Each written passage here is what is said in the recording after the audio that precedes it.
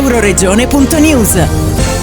Femminicidi e violenza sulle donne. In occasione della giornata internazionale per l'eliminazione della violenza contro le donne 2023, venerdì e sabato 2 eventi con la presidente di Centro Risorsa Donna di San Daniele del Friuli, Corinna Mestroni, per sensibilizzare tutti sul problema della violenza, in particolare nei confronti delle donne.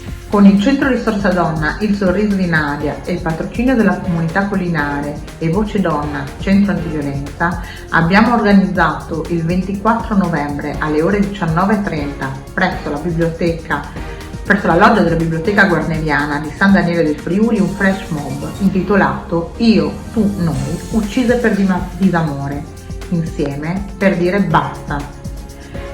Vogliamo ricordare tutte le donne vittime di violenza, quest'anno oltre 100, perché dobbiamo immedesimarsi in loro. Noi siamo una di loro, noi siamo Nadia, io sono Nadia, noi siamo Giulia, noi siamo tutte vittime o potenziali vittime e insieme vorremmo ricordare e ridare dignità al loro ricordo, a loro come donne, perché riteniamo che comuni, istituzioni, scuole, famiglie, dai bambini agli adulti, possiamo educarci al rispetto, all'educazione ai sentimenti e alle emozioni. Insieme possiamo costituire una rete e insieme possiamo ricordarle con la loro dignità.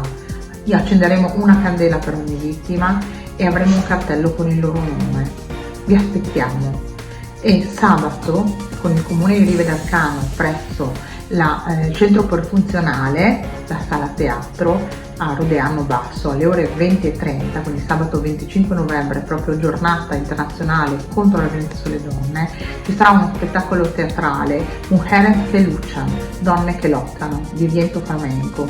Anche in questo caso dovremmo ricordare in una modalità magari condivisa, con delle musiche, con delle poesie, le donne vittime di violenza e riflettere insieme perché questo possa accadere sempre meno, perché insieme si può lottare contro la violenza. Da Rive d'Arcano per Euroregione News, Marco Mascioli.